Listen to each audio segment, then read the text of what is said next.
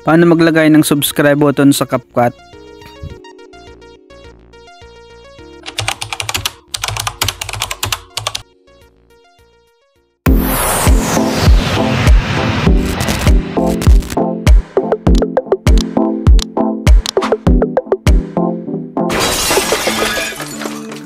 So ayun nga guys, ituturo ko sa inyo kung paano maglagay ng subscribe button sa CapCut.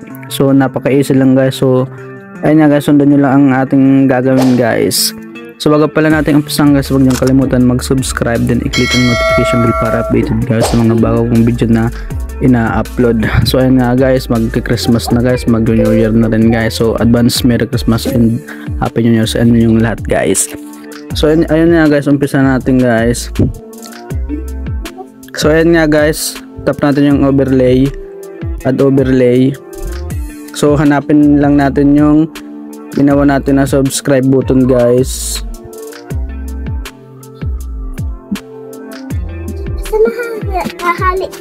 So ayan guys, tap natin yan guys, and then meron akong ginawa dyan na ilan guys na subscribe button.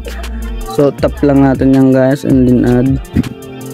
So ito na yun guys. So paano nga ba natin tatanggalin yung background nya guys na green guys? So hanapin natin yung remove video guys. So ayan guys, tap natin yan, and then tap natin chroma key, tapos galawin lang natin tong below guys. So ayan guys, adjust lang natin ng konti guys, ayan, and then check.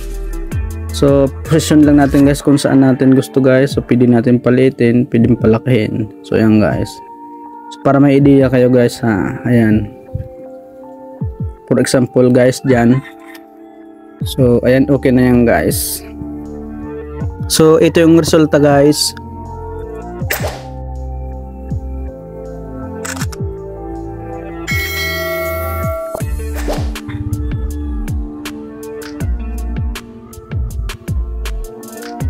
So ayan nga guys, kung wala kayong nagawang subscribe button guys, so meron pa naman choice guys. So burahin muna natin yan guys, delete.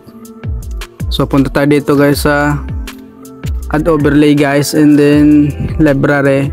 Punta tayo dito guys sa green screen, ayan guys, yan na. Pagkapunta natin yan guys, tap natin yung ilan na subscribe button guys. So for example guys, ito, ayan, tap natin yan, and then add. So ayan guys, so remove natin yung green screen nya guys.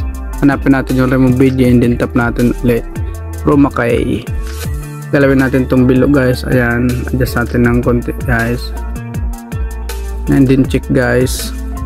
So ayan guys, position lang natin guys kung saan natin gusto, ayan. So ayan guys, so ito yung resulta guys.